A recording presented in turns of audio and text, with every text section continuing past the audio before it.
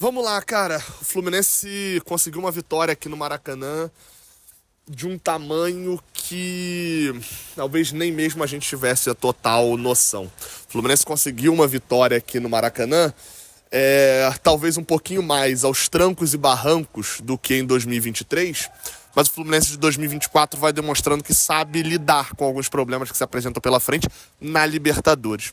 Sou Gabriel Amaral, essa daqui é a Análise Pocket no Raiz Tricolor, de Fluminense 1-0 no Atlético Mineiro, jogo de ida da Libertadores.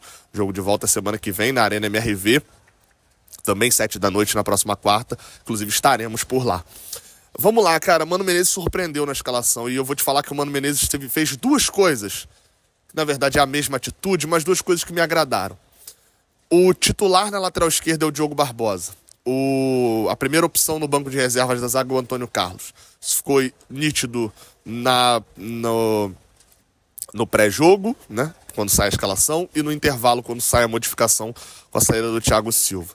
É fato, né? Fato, isso é um fato. Não tem como a gente dizer que não é simples você barrar o Marcelo. Mas o Mano Menezes entendia que o jogo pedia um lateral um pouco mais dinâmico do que é o Marcelo.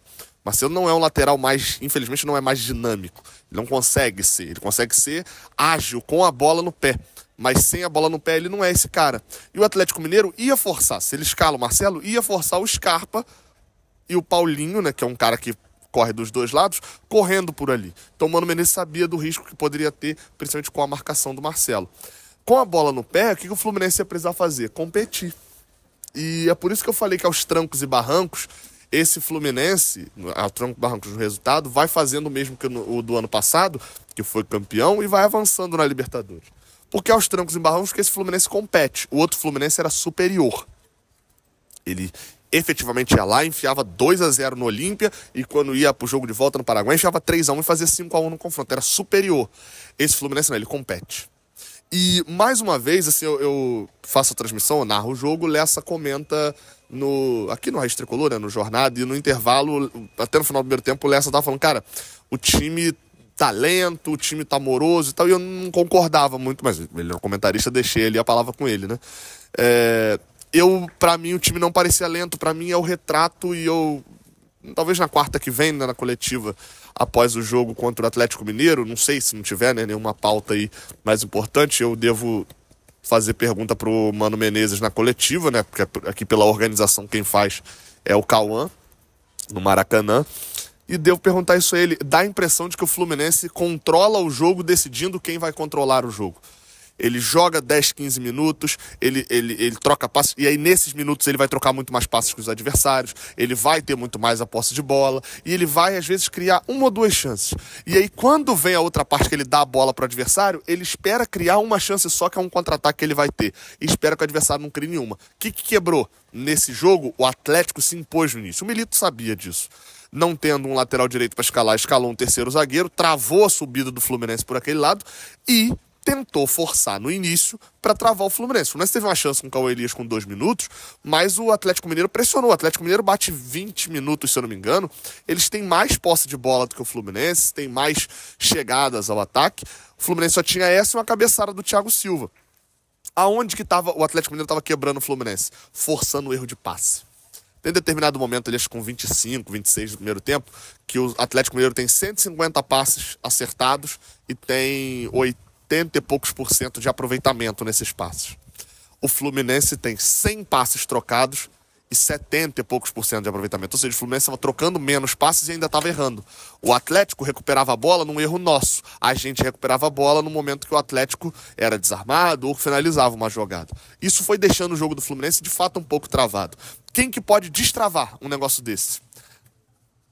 Velocidade. Um lançamento e velocidade que o Fluminense não conseguiu encaixar, e nesse momento tinha jogo pro Serna e ele não conseguiu entrar na dinâmica do jogo. E, além da velocidade, também a jogada individual. A gente viu muito pouco do Ganso. O Ganso estava mais saindo com a bola e tal, mais um jogador, daquele jogador improdutivo que a gente via por várias vezes, do que o produtivo no primeiro tempo. Ele participava do jogo, mas não participava onde ele é decisivo. E vi um John Arias que em 30 minutos foi muito apagado. pouco dominava a bola. Enquanto eu tô narrando, normalmente eu faço ali uma fala que é: o John Arias passa por um, né? Passa por dois. Eu falo: ninguém tira a bola dele. Eu falei isso uma vez e depois não falei que o John Arias foi desarmado hora nenhuma. Realmente ninguém tirou a bola dele.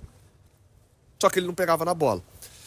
Depois, que o Fluminense passa esse momento onde ele queria ter o controle, o Atlético não deixou. Aí ele dá o controle pro Atlético. O Atlético até tem uma chegada e tal, mas nada de muita coisa. Quando dá ali uns 28, 30 minutos no primeiro tempo, o Fluminense retoma o controle do jogo. Consegue trocar passes e aí é onde eu acho que o Fluminense conseguiu entrar no jogo. Não dá pra confundir morosidade, que de fato o Fluminense teve um pouco, mas não acho que foi a tônica do primeiro tempo, com calma. E o Fluminense botou a bola no chão, trocou passos por 2, 3 minutos e começou a criar jogadas. E aí vieram várias, mas que, assim como tinha um erro de passe antes, esse agora nem era forçado pelo Galo. Mas o principal erro do Fluminense foi a decisão, a hora H. Boa jogada, ótima tabela do lado esquerdo, passe do John Arias pro Diogo Barbosa, cruzamento rasteiro para trás, o Serna furou. Ótima jogada pela direita, cruzamento, a bola bate, rebate, o Cauã faz um bom corte, a bola tá quicando, ele fura de perna esquerda.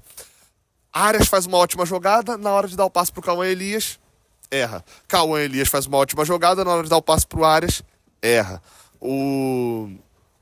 Tem aqui, erro do...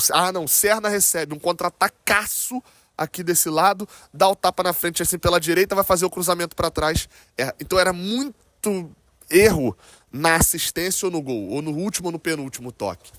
Isso complicou um pouco o primeiro tempo, como eu falei, o Fluminense acabou tendo chance mesmo a do Cauã Elias e a do Thiago Silva de cabeça. No intervalo mexe, né? O Atlético Mineiro só teve uma chance, tá? Era no Hulk. E o Hulk foi muito bem marcado. Exceto um lance, que foi uma saída, o Thiago Silva vem, a bola passa pelo Bernal, o Thiago Silva, é uma jogada de gênio do Thiago Silva, tá? Porque ele já, a bola vindo, ele antevê que a bola vai passar pelo Bernal, ele corre, se antecipa e domina a bola. E no que ele tenta sair pro jogo, agora eu não lembro se ele é desarmado, se a bola bate no marcador do Atlético e volta pro Hulk, que tá com uma vantagem em relação a ele. Contra-ataque, o Hulk vai levando, o Thiago Silva volta, se recupera. E se a gente tem um dos poucos jogadores no Brasil que a gente não vai falar que o Thiago Silva vai detonar, é o Hulk. É um dos poucos do Brasil. É um dos poucos centroavantes classe A. Eu falei isso no meu pré-jogo. E ele consegue driblar o Thiago Silva, fazer um corte que deixa o Thiago Silva, inclusive, torcer o tornozelo. O Thiago Silva não caiu no chão no corte dele, mas torceu o tornozelo. E o Hulk chuta, é uma chance perigosíssima do Atlético, o Fábio tem que fazer uma defesaça.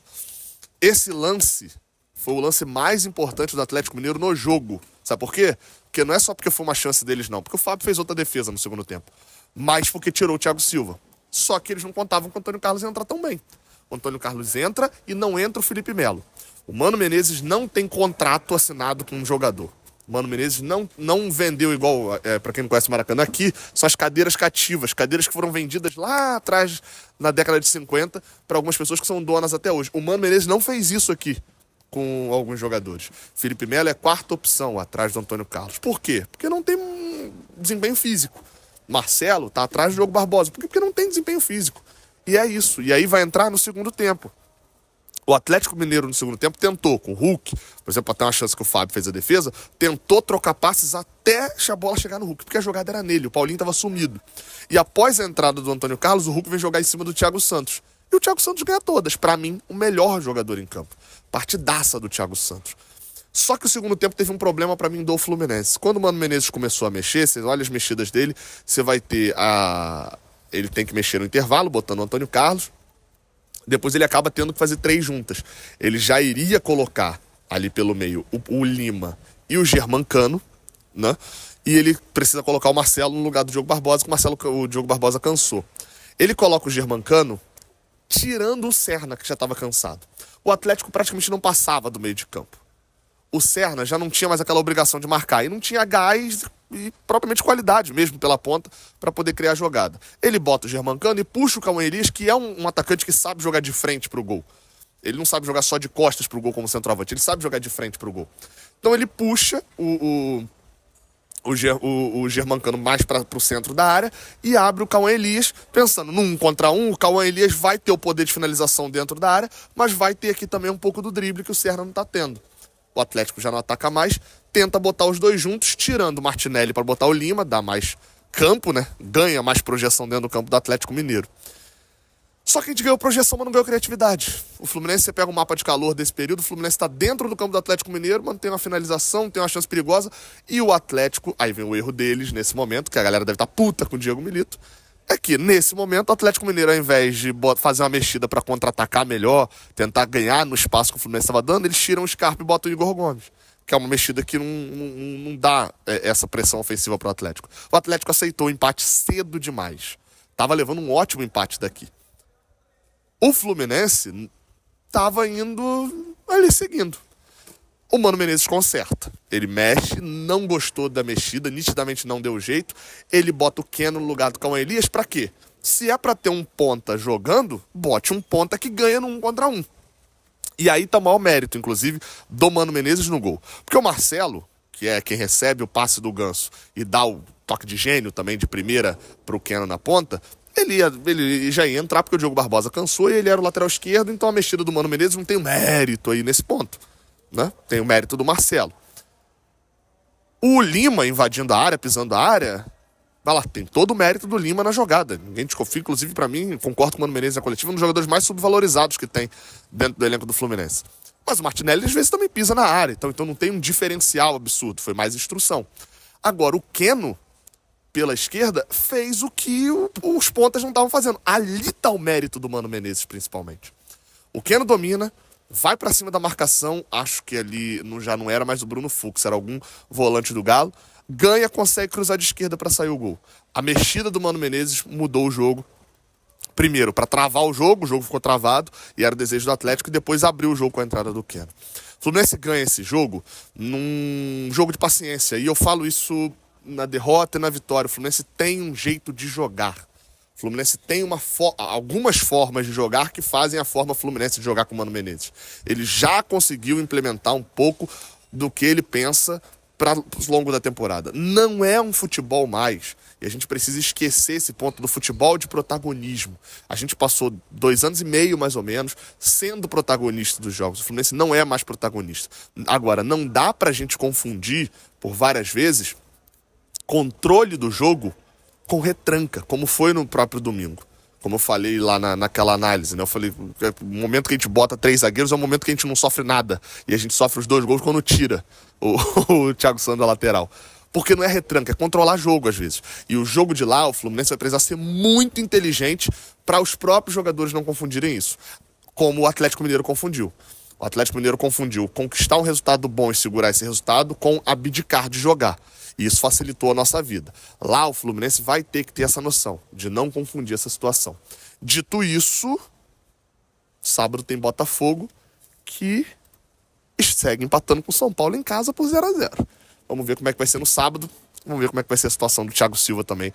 Provavelmente não joga sábado, né? Mas tomara que esteja de volta. Tamo junto. Até a próxima. Valeu!